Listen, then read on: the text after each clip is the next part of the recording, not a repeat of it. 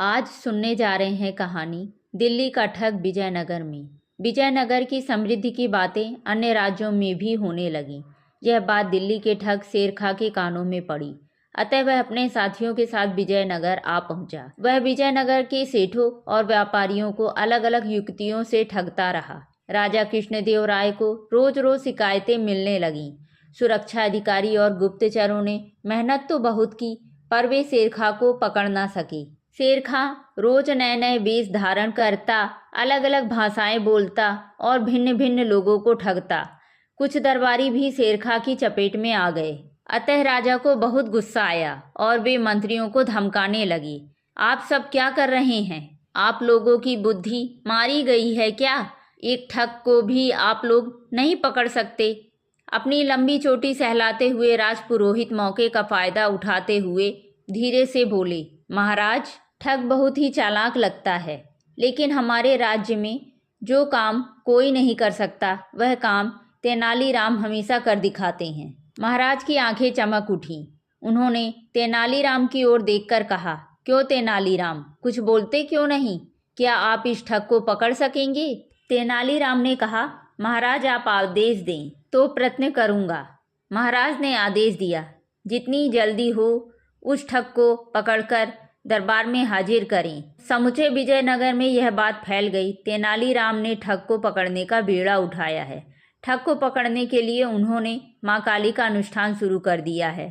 अब ठग जरूर पकड़ा जाएगा। तेनालीराम के आगे ठग की कोई चतुराई नहीं चलेगी। यह बात ठग शेरखा के कानों में पड़ी। उसे इतना गुस्सा आया कि उसने तेनालीराम की मूछें उखाड़ने का निश्चय कर लिया। शेरखा ने अपने साथियों को पता लगाने के लिए भेजा कि यह तेनालीराम है कौन और उसे पकड़ने के लिए क्या योजना बना रहा है। शेरखा के साथी पता लगाकर आए और बोले, तेनालीराम तो एक दुबला पतला और छोटे कद का कोई मूर्ख आदमी लगता है। कमरा बंद करके दिन भर काली माँ की तस्वीर के सामने बैठा रहता है और कोई जप करता रहता है। वह सिर पर काली चादर ओढ़े रहता है। इसके सिवा शेरखा को और कोई जानकारी नहीं मिली। विजयनगर में लगातार चर्चा होती रही। अब ठग की खैर नहीं। तेनालीराम काली माँ का अनुष्ठान कर रहे हैं। अनुष्ठान पूरा होने भर की देर है। ये सब बातें सुनकर शेरखा और भी आग बबूला हो उठा। उसने सोचा, साथियों को भेजने के बजाय मैं खुद ही जाऊं और पता लगाऊं कि यह तेनालीराम भला कौन सी बला है। शेरखा ने एक बूढ़े साधु का वेश धारण किया। सफ़ेद बाल, सफ़ेद मूछें, सफ़ेद लंबी दाढ़ी, चेहरे पर झुर्रियाँ, झुकी हुई कमर, एक हाथ में दंड और दूसरे हाथ में भिक्षा पात्र। भिक्षा मांगते मांगते शेरखा तेनालीराम के दरवाजे पर आ पहुंचा। कांपते हुए स्वर में उसने आवाज़ लगाई, साधु को भिक्षा दो।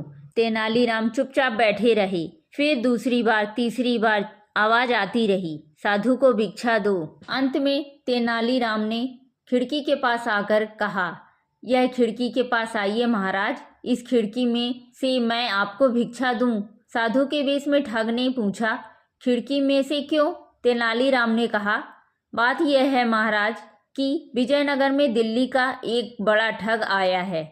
उस ठग को पकड़ने का मैंने बीड़ा उठाया है। राजा को दरबार में इनकार तो नहीं कर सका, पर अब मैं ही उससे डरता हूँ, इसलिए दिन भर काली माँ का जाप करता रहता हूँ। आपको भिक्षा देने के लिए मैं दरवाजा खोलूं और वह ठग कहीं अंदर घुस आए तो? इसलिए महाराज आप खिड़की से भिक्षा ग्रहण करें। यह कहकर तेनालीराम ने खिड़की की छड़ों के बीच से भिक्षा दी। ठग ने सोचा, इस डरपोक को अच्छी तरह डराता हूँ। तभी तेनालीराम के मुंह पर चिपकाई हुई नकली मूछें खिड़की से जरा सी बाहर की ओर दिखाई दी। शेरखा ने तुरंत तेनालीराम की मूछ पकड़कर कहा, मैं ही दिल्ली का खूंखार ठग शेरखा हूँ। अभी तो मैं तुम्हारी मूछें उखाड़ लेता हूँ, पर आज के बाद मेरा नाम लिया तो तुम्हारे सिर को ही उतार लूँगा। जो ही शेरखा ने तेनालीराम की मूछें खींची, तभी शेरखा के सिर पर डंडे का प्रहार हुआ। शेरखा मूर्छित होकर नीचे गिर पड़ा। तेनालीराम के छिपे हुए सेवकों ने तुरंत उसे पकड़ लिया। फिर तो शेरखा को बांधकर दरबार में हाजिर किया गया। राजा ने उसे जेल में बंद करने का आदेश दिया। तेनालीराम ने शेर खां को कैसे पकड़ा, इस बारे में पूरी बात सुनने के बाद महाराज को आश्चर्य हुआ। उन्होंने तेनालीराम से पूछा, पर तेनालीराम, आपको पहले से कैसे पता चल गया कि यह ठग आपकी मूछें उखाड़ेगा?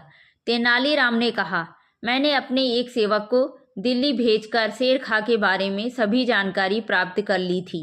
उसे अपने दुश्मनों की मूछ उखाड़ने की आदत है, इसलिए मैंने नकली लंबी मूछ लगा रखी थी और अपने सेवकों से कह रखा था छिपकर रहना, और जो मेरी मूछें खींचे उसके सिर पर डंडे से जोर से प्रहार करना और फिर उसे पकड़ लेना। इस प्रकार शेर खां पकड़ा गया और विजयनगर में तेनालीराम की जय जयकार हुई।